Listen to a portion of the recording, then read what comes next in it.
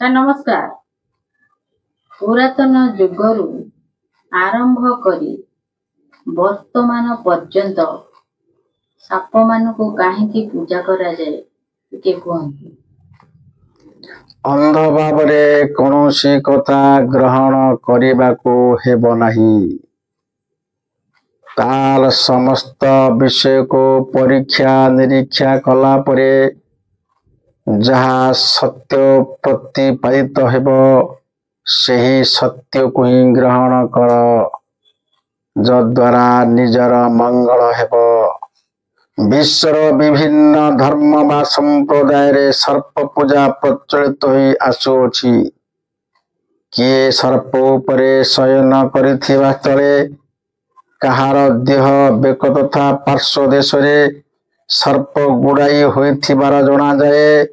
ତତ୍ସହିତ Surf ଉପରେ କିଏ ଦଣ୍ଡାୟମାନ ହେବାର ଦେଖାଯାଏ। ଇସ୍ରାଏଲ ଲୋକମାନେ ପ୍ରାନ୍ତରରେ ପରମେଶ୍ୱରଙ୍କୁ ଧନ୍ୟବାଦ ଜ୍ଞାପନ କରିବା ବଦଳରେ ତାହାଙ୍କ ବିରୁଦ୍ଧରେ କଥା କହିବା ଓ ବଚସା କରିବା ଦ୍ୱାରା ପାପ କରିଥିଲେ। ଫଳସ୍ୱରୂପ ସେମାନଙ୍କ ମଧ୍ୟରୁ ଅନେକେ ବିଷଧର ସର୍ପ ଦ୍ୱାରା ଆଘାତପ୍ରାପ୍ତ ହୋଇଥିଲେ ଓ ଈଶ୍ୱରଙ୍କ ଆଜ୍ଞାରେ ମୃତ୍ୟୁବରଣ କରିଥିଲେ। ଇସ୍ରାଏଲ ମାନେ ସର୍ପ ବିଷୟରେ ମୃତ୍ୟୁବରଣ କରିବା ବେଳେ ମୂଷା ପ୍ରାର୍ଥନା କରିଥିଲେ, ଯେପରି ସଦାପ୍ରଭୁ ସର୍ପ ଗୁଡ଼ିକୁ ଇସ୍ରାଏଲ ମାନଙ୍କ ଠାରୁ ଦୂରକୁ ନେଇଯିବେ। ମୂଷାଙ୍କୁ ପିତ୍ତଳର ଏକ ସର୍ପ ତିଆରି କରି ତାକୁ ଏକ ସ୍ତମ୍ଭ ଉପରେ ସ୍ଥାପନ କରିବାକୁ ଆଜ୍ଞା ଦେଲେ। ତାପରେ ସେ କହିଲେ ଯେ ଯାହାକୁ ସାପ କାମୁଡ଼ିବ ସେ ତାକୁ ଅନାଇଲେ ବଞ୍ଚିବ। ଗଣନା 21 ଅଧ୍ୟାୟର 4 ପଦରୁ 9 ପଦ। ତେଣୁ ମୂଷା ଈଶ୍ୱରଙ୍କ ଆଜ୍ଞା ଅନୁସରଣ କରିଥିଲେ। ବିଷଧର ସର୍ପ ଦ୍ୱାରା ଆଘାତପ୍ରାପ୍ତ ହୋଇଥିବା ଲୋକମାନେ ଯେତେବେଳେ ପିତ୍ତଳ ସର୍ପକୁ ଅନାଉଥିଲେ ସେତେବେଳେ ସେମାନେ ଜୀବିତ ରହୁଥିଲେ। ଯୋହନ 3 ଅଧ୍ୟାୟ 14 ପଦରେ ଏପରି ଲେଖାଯାଏ, ମୂଷା ଯେ ପ୍ରକାର ପ୍ରାନ୍ତରରେ ପିତ୍ତଳ ସର୍ପକୁ ଊର୍ଦ୍ଧ୍ୱକୁ ଉଠାଇଥିଲେ, ମନୁଷ୍ୟ ପୁତ୍ର ଅବଶ୍ୟ ସେହି ପ୍ରକାର ଊର୍ଦ୍ଧ୍ୱକୁ ଉଠାଯିବେ। ମାଥ୍ୟୁ ପୁସ୍ତକ 10 ଅଧ୍ୟାୟର 16 ପଦରେ ଏପରି ଲେଖାଯାଇଛି, ସର୍ପ ପରି ବୁଦ୍ଧିମାନ ହୁଅ। ତାପରେ ଆମେ ଜାଣୁ ଆଦି ପୁସ୍ତକ 3 ଅଧ୍ୟାୟ 14-15 ଲେଖାଯାଇଛି ଯେ ସଦାପ୍ରଭୁ ପରମେଶ୍ୱର ସର୍ପକୁ କହିଲେ, ଏହି କାର୍ଯ୍ୟ କରିବା ହେତୁ ତୁମେ ସମସ୍ତ ଗ୍ରାମ୍ୟ ଓ ବନ୍ୟ ପଶୁଠାରୁ ଅଧିକ ଶାପଗ୍ରସ୍ତ ହେବ। 15 ପଦରେ ଲେଖାଯାଇଛି, ଆମ୍ଭେ ତୁମ୍ଭର ଓ ନାରୀର ମଧ୍ୟରେ, ପୁଣି ତୁମ୍ଭର ବଂଶ ଓ ତାଙ୍କ ବଂଶ ମଧ୍ୟରେ ବୈରଭାବ ଜନ୍ମାଇବା। ସାପ ବିଷୟରେ ଅନେକ ରହସ୍ୟ ରହିଛି, ଅନେକ କଥା ବି ରହିଛି। ତାହେଲେ ପ୍ରକୃତରେ ସର୍ପ ବଂଶ କିଏ, ନାଗ ବଂଶ କିଏ, ୟା ଉପରେ ବହୁତ ଆଲୋଚନା କରିବାର ଅଛି।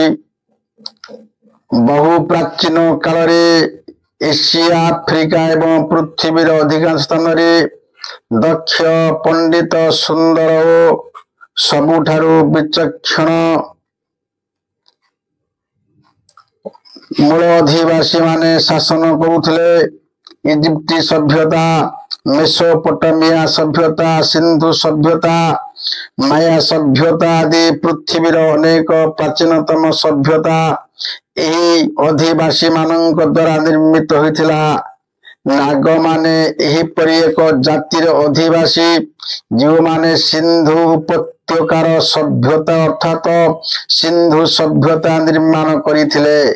ନାଗଦ୍ୱୀପ, ନାଗମଣ୍ଡଳ, ନାଗଲୋକ, ନାଗଭୂମି, ଚେରାନାଡୁ, ଚେରାମଣ୍ଡଳ, ଜମ୍ବୁଦ୍ୱୀପ ଆଦି ନାମକ ରାଜ୍ୟ, ଦେଶ ଓ ଉପମହାଦେଶରେ ଏହି ଅଧିବାସୀ ମାନେ ବସବାସ କରୁଥିଲେ। ଅସୁର, ରାକ୍ଷସ, ପିଶାଚ, ନିଷାଦ, ଦାନବ, ଦୈତ୍ୟ ଓ କୈଳାସ ଆଦି ଗଣରେ ଏମାନେ ପରିଚିତ ଥିଲେ। ଏମାନଙ୍କର ଆବାସସ୍ଥଳକୁ ନାଗମଣ୍ଡଳ କୁହାଯାଉଥିଲା। ନାଗମାନେ ବିଖ୍ୟାତ ଦାର୍ଶନିକ, ବୈଜ୍ଞାନିକ, ଚିକିତ୍ସକ, ଗଣିତଜ୍ଞ, କବି, କଳାକାର ଥିଲେ। ଏମାନେ ପ୍ରବୀଣ ଶାସନକର୍ତ୍ତା ମଧ୍ୟ ଥିଲେ। ଏମାନଙ୍କର ଭାଷାର ନାମ ଥିଲା ଦ୍ରାବିଡ଼। ତେଣୁ ଏଇମାନେ ହଉଛନ୍ତି ସବୁ ନାଗ ବଂଶୀୟ ଲୋକ। ନାଗ ଚତୁର୍ଥୀ, ନାଗ ପଞ୍ଚମୀ ଅନେକ ତାଙ୍କର ପର୍ବ ଥିଲା। ଇତିହାସ ଅଧ୍ୟୟନରୁ ଜଣା ପଡୁଛି ଯେ ଦିନେ ଅନାର୍ଯ୍ୟ ରାଜା ବାସୁକୀଙ୍କ କନ୍ୟା ନଦୀରେ ସ୍ନାନ କରୁଥିଲେ। ସେଠାରେ ପାଣ୍ଡବ ବଂଶୀ ରାଜା ପରୀକ୍ଷିତ ଛଳ କପଟ କରି ସେ କନ୍ୟାର ସତୀତ୍ୱ ନଷ୍ଟ କଲେ। ଏଥିପାଇଁ ନାଗଲୋକ ଓ ପରୀକ୍ଷିତଙ୍କ ମଧ୍ୟରେ ଯୁଦ୍ଧ ହେଲା। ଯୁଦ୍ଧରେ ପରୀକ୍ଷିତ ମୃତ୍ୟୁବରଣ କଲେ। ତେଣୁ ପରୀକ୍ଷିତଙ୍କ ପୁଅ ଜନ୍ମେଜୟଙ୍କୁ ସାଥିରେ ନେଇ ସବର୍ଣ୍ଣମାନେ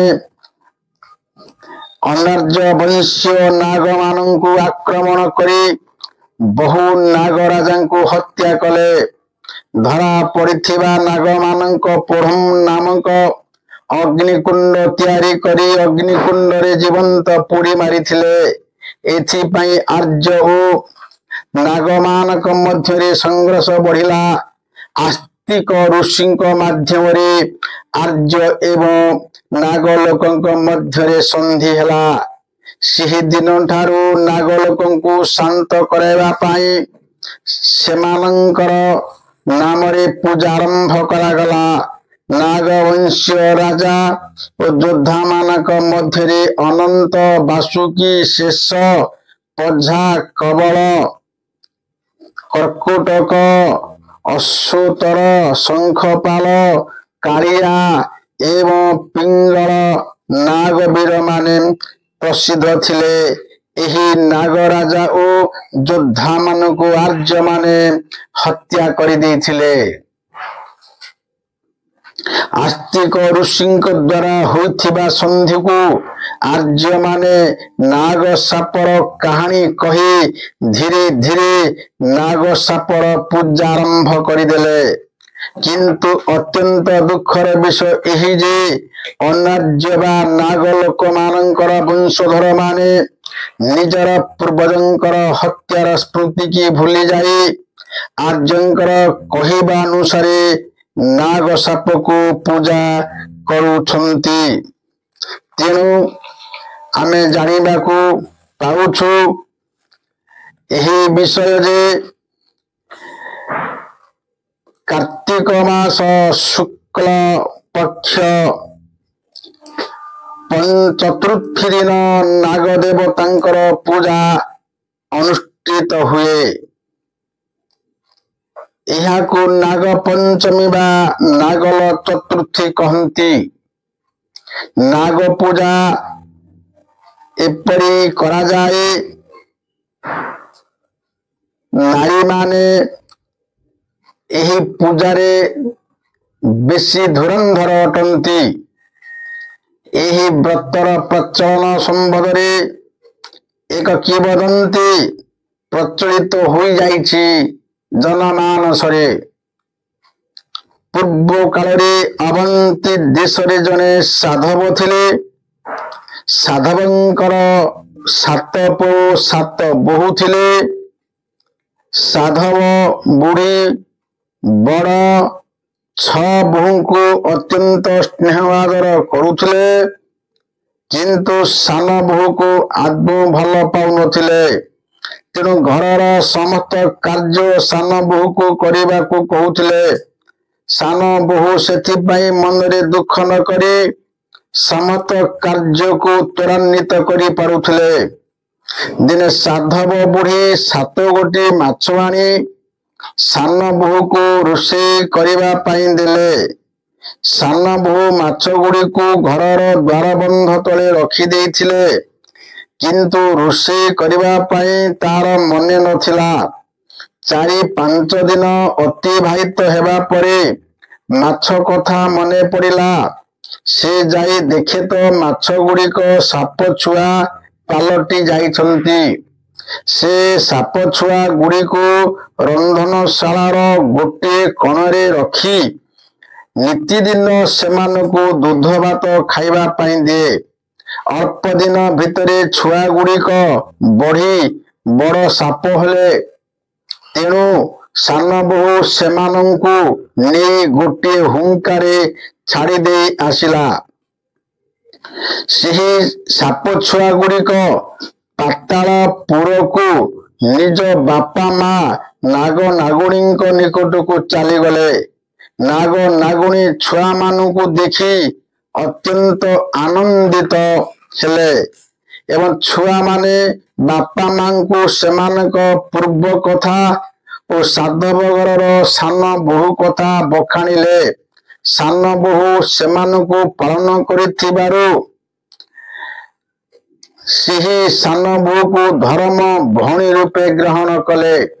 କିଛି ଦିନ ପରେ ସେ 7ଟି ନାଗ ଛୁଆ ନାନା ପ୍ରକାର ଉପହାର ନେଇ ଧର୍ମ ଭଉଣୀଙ୍କୁ ଶୃଙ୍ଖଳିବା ପାଇଁ ସାଧବ ଘରକୁ ଗଲେ। ସାଧବ ସାନ ବୋହୂ 7 ଭାଇଙ୍କୁ ଦେଖି ଖୁସି ହୋଇଗଲା। ନାଗ ଭାଇମାନେ ଭଉଣୀଙ୍କୁ ସବାରିରେ ବସାଇ ପାତାଳପୁରକୁ ନେଇଗଲେ। ସାଧବ ସାନ ବୋହୂ ପାତାଳପୁରରେ ମହା ସୁଖରେ ରହି ନିଜ ଘର କଥା ଭୁଲିଗଲା। ଦିନେ ସାଧବ ବୋହୂ ଏକ ଘରର ତାଲା ଖୋଲି ଦେଖେ ତ ସେହି ଘର ଭିତରେ ବିଷାକ୍ତ ସର୍ପମାନେ ଫଁ ଫଁ ଗର୍ଜନ କରୁଛନ୍ତି। ସାଧବ ବୋହୂ ନାଗ ନାଗୁଣୀଙ୍କ ଠାରୁ ବୁଝିଲା ଯେ ସଂସାରର ଯେଉଁ ଲୋକମାନେ ଅନ୍ୟାୟ ଅନୀତି ଓ ପାପ କର୍ମ ମାନ କରନ୍ତି ସେମାନଙ୍କୁ ଏହି ସାପମାନେ ଦଂଶନ କରନ୍ତି। ସେହି ସର୍ପମାନଙ୍କୁ ନିଷ୍ଠାର ସହିତ ପୂଜା କଲେ ସେମାନଙ୍କ ଠାରୁ ବର ଲାଭ କରି ମଣିଷ ସୁଖ ଶାନ୍ତି ଓ ଧନ ଜନ ଗୋପ ଲକ୍ଷ୍ମୀ ପ୍ରାପ୍ତ ହୋଇ ଆନନ୍ଦରେ ସମୟ ଅତିବାହିତ କରାଇଥାଏ। ସାଧବ ସାନ ବୋହୂ ମର୍ତ୍ତ୍ୟଲୋକକୁ ନିଜ ଘରକୁ ଫେରି ଆସି ନାଗମାନଙ୍କୁ ପୂଜା କଲା। କାର୍ତ୍ତିକ ଶୁକ୍ଳ ଚତୁର୍ଥୀ ଦିନ ସେ ପୂଜା କରିଥିବାରୁ ସେହି ଦିନ ଠାରୁ ମର୍ତ୍ତ୍ୟଲୋକରେ ଏହି ଦିନ ନାଗ ପୂଜା ହୋଇଥାଏ ଏବଂ ସର୍ବତ୍ର ଏହି ପୂଜା ବ୍ୟାପି ଯାଇଛି। ଆମ ଦେଶର ସ୍ତ୍ରୀ ଲୋକମାନେ ନାଗ ପୂଜା ବ୍ରତ ପାଳନ କରନ୍ତି। ଏହା ଏକ ମାନସିକ ବ୍ରତ। ସନ୍ତାନ ଓ ଧନ କାମନା କରି କାର୍ତ୍ତିକ ଶୁକ୍ଳ ଚତୁର୍ଥୀ ଦିନ ଏହି ବ୍ରତ ପାଳନ କରାଯାଏ। ମାନସିକ କରିଥିବା ସ୍ତ୍ରୀମାନେ ବ୍ରତ ଦିନ ମୁଣ୍ଡ ଧୋଇ ସ୍ନାନ କରନ୍ତି। ନୂଆ ବସ୍ତ୍ର ଧାରଣ କରି ବ୍ରତ ପାଳନର କାମନା କରନ୍ତି। ପୂଜା ଦ୍ରବ୍ୟ ପାଇଁ ଅରୁଆ ଚାଉଳ ମୁଗ ବିରିର ଚୂନା ସହିତ ଛେନା ଗୁଡ଼ ଘିଅ ଓ ନଡ଼ିଆ ପ୍ରଭୃତି ସଂଗ୍ରହ କରିଥାନ୍ତି। ଗାଁର ସ୍ତ୍ରୀ ଲୋକମାନେ ସମ୍ମିଳିତ ହୋଇ ଗୃହ ମଧ୍ୟରେ ଏହି ପୂଜା କରନ୍ତି। ଓଷା କରୁଥିବା ନାରୀମାନେ ପୂଜା ସ୍ଥାନ ନିର୍ଦ୍ଧାରଣ କରି ଉକ୍ତ ସ୍ଥାନକୁ ଗୋବର ପାଣିରେ ପରିଷ୍କାର ରୂପେ ଲିପି ଦେଇ ଅରୁଆ ଚାଉଳ ଚୂନାର ମୁରୁଜରେ ବିଭିନ୍ନ ପ୍ରକାର ଚିତା ପକାନ୍ତି। ଏହି ଚିତା ଉପରେ ଆସ୍ଥାନ ସଜା ହୁଏ। ପୁରୋହିତ ତମ୍ବା ନିର୍ମିତ ସାପ ଗୁଡ଼ିକୁ ହଳଦୀ ପାଣିରେ ପରିଷ୍କାର କରି ଗାଧୋଇ ଦିଅନ୍ତି। ପୂଜା ଆସ୍ଥାନରେ ନୂଆ ଲୁଗା ଉପରେ ସର୍ପ ଗୁଡ଼ିକୁ ସଜାଇ ରଖି ଫୁଲ ସିନ୍ଦୁର ଓ ଚନ୍ଦନରେ ବେଶ କରାଯାଏ। ଆସ୍ଥାନ ନିକଟରେ ଖଣ୍ଡିଏ ଉଇହୁଙ୍କା ରଖି ଫୁଲ ସିନ୍ଦୁରରେ ସଜାଯାଏ। ପୂର୍ବରୁ ପ୍ରସ୍ତୁତ ପୂଜା ଭୋଗ ଗୁଡ଼ିକୁ ଏକତ୍ର ଚକଟି ଭୋଗ କରନ୍ତି। ପୁରୋହିତ ନାଗ ଚତୁର୍ଥୀ ମାହାତ୍ମ୍ୟ ଗୀତ ଗାନ କରନ୍ତି। ସ୍ତ୍ରୀମାନେ ହୁଳହୁଳି ପକାନ୍ତି। ଏହି ପୂଜା ସାଧାରଣତଃ ଅପରାହ୍ନ ସମୟରେ ଅନୁଷ୍ଠିତ ହୋଇଥାଏ। ओषा करुथिबा महिला माने अत्यंत निष्ठार सहित व्रत पालन करी नाग देवतांक प्रति भक्ति निवेदन करती। आमे जानू यही पूजा करने द्वारा केते जे मंगल कि अमंगल लोकंकर होउछि ता सेमाने जानती। यह सत्य केते मिथ्या सृष्टिकर्ता किए कहार किपरि पूजा करने कथा जे जहा मतरे जे जहा को पूजा करि पारुछंती। तेणु सत्यतार प्रतिपाद्य करवा प्रत्येक मनुष्यर कर्तव्य। तुम्भे माने सत्य ज्ञात हब तुमको सत्य मुक्त करिव। नमस्कार।